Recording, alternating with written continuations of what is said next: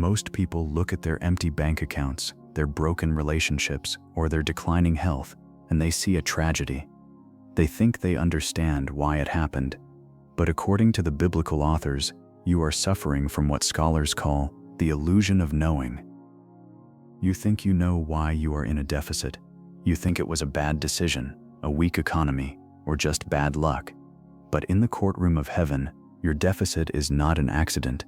It is an illegal crime scene.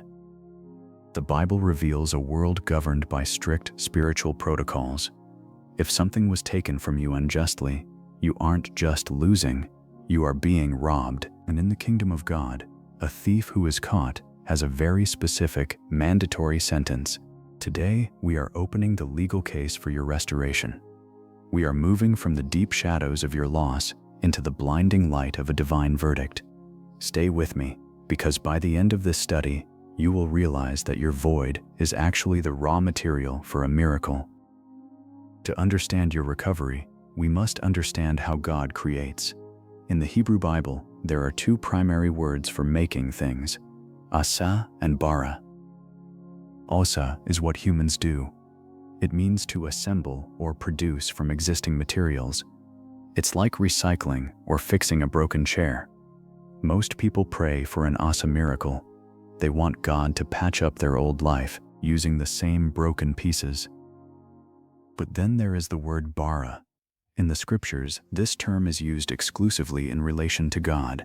Bara signifies the creation of something unprecedented, something that has never existed before, brought forth out of absolute emptiness. Your illegal deficit is the necessary environment for a bara miracle.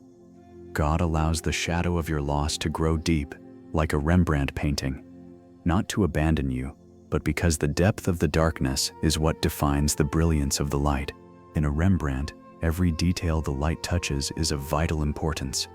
You don't want a simple repair. You want a bara event, a new reality created where there was once only a vacuum of loss. Many of you are in a season of silence. You feel like you are in a wilderness. In Hebrew, the word for wilderness is midbar. It shares the exact same root letters, MDBR, as the word debar, which means the word. This is the literary genius of the Bible. The authors are showing us that the wilderness midbar is the place where the word dabar can be heard with total clarity, away from the noise of your normal life. Your season of loss was actually an incubator. In the silence of your midbar, God was preparing the debar, the specific legal verdict that will break the seal on your sevenfold settlement. You aren't just waiting. You are being trained to be a reliable resource. God needed you to lose your certainty so that you could develop trust. Certainty is about control. Trust is about relationship. Now we enter the courtroom. Look at Proverbs 6:31. It says that if the thief is caught, he must repay sevenfold, even if it costs him everything in his house. This is not a suggestion, it is a spiritual protocol. The thief thought he was just taking from you. He didn't realize he was walking into a legal trap. By creating an illegal deficit in your life, he triggered the law of sevenfold restitution. This is why the Word of God is described as a two-edged sword. It cuts through the lies of the thief and enforces the shalom, a Hebrew concept that means to make whole with interest. You aren't just getting back what was stolen. You are getting the original portion plus the interest of the sevenfold law. The Supreme Judge has already signed the order. The gavel has struck the bench. The verdict is signed. Your life is no longer a crime scene. It is a monument to Bara creation. But a verdict that is signed must also be activated. How do you move this gold from the heavenly ledger into your physical reality? We will break that down in the next video. The activation of the sevenfold decree. But before we move to the practice of activation, I want you to anchor your legal readiness.